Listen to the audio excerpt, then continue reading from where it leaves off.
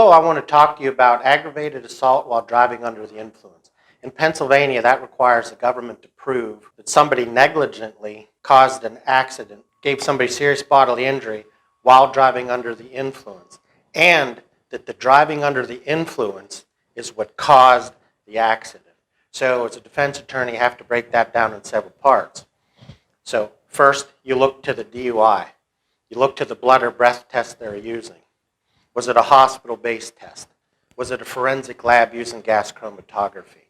Regardless of where it was tested, you have to get the lab data to look at the actual test results, all the stuff that went into it, not just a 1 or 2 page piece of paper that the government gives to the lawyers with the result. You want to get the underlying data, the policies, and procedures. If the test was done at a hospital and it was a drug test result, 98% of the time that's not admissible by law because there's very few hospital labs that are approved by the Department of Health to test for drugs in DUI cases. If it's an alcohol test done at a hospital, that's an enzymatic-based test, subject to many, many problems. And most hospitals don't even follow scientific principles of traceability and uncertainty and many other different scientific principles in reporting the results because it's a hospital-based test. A lot of times when you get a hospital blood test back, it says for medical purposes only, but the government wants to use it against you. And the thing about hospital-based tests, if the person they're taking the blood from has injuries, broken bones, crush injuries to their soft tissue, that releases lactic acid and lactate. A hospital-based enzymatic blood test tests NADH, not alcohol. It's an indirect test of alcohol. NADH and alcohol have a 1-to-1 ratio. However, lactic acid and lactate, the way the test works, will form NADH. So you get falsely elevated test results. Plus the uncertainty, margin of error is huge. There's many parts of the test. A lot of times hospitals don't follow chain of custody procedures when trying to, help somebody in an accident. So there's that to look at.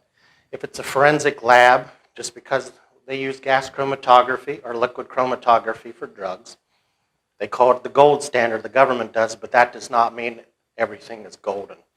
For the 1 or 2 pages of paper that have the test result from a forensic lab, there's about 200 to 250 pages on average of underlying test data. So as an attorney, you have to get that test data. You have to know what you're looking at because you always want to attack the test results. Again, the DUI has to cause the accident. So you want to look at how the accident happened. As an attorney, you want to go to the scene, and if you hire experts, have them go to the scene to check it out, take pictures, interview people, or if it's in a residential area or houses or businesses, you want to see if there's surveillance cameras. You want to talk to the neighbors. Maybe there's something wrong in the accident. In my firm, we've had cases where surveillance camera and a garage up the hill is the key evidence in getting a case dismissed at a preliminary hearing because it showed it was an accident, not alcohol related. It was actually, in that person, unfortunately, the deceased's fault. But without that video, it would have been harder to prove that. We got that by checking out the scene. Other times, PennDOT will make corrections to the road. There's one case where there's a stop sign, could hardly be seen the next day after the accident. They're cutting down brush and trees to be able to see the stop sign.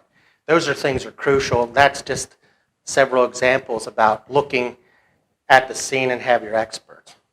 You want to look at their accident reconstruction data. If you can, ladies and gentlemen, you want to bring in an accident reconstructionist. So there's many parts. First, were you impaired? Good lawyer attacks the impairment.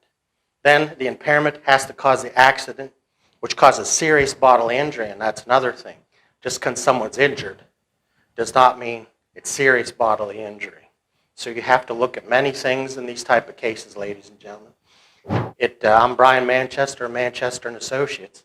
My firm, we handle these type of charges all across the state several times a year for the past several decades, since the founding of this firm in 1978.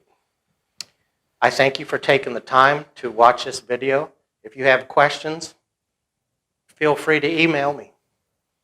put comments or give us a call. Thank you very much. Take care.